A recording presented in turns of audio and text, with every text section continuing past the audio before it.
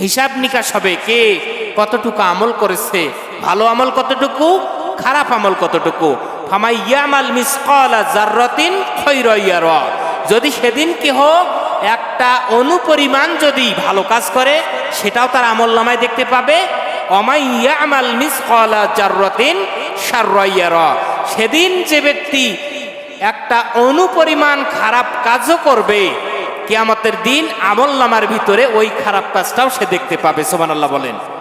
তাহলে এটা কিন্তু সবাই দেখতে পাবে, খারাপ কাজটাও দেখতে পাবে, ভালো কাজটাও দেখতে পাবে।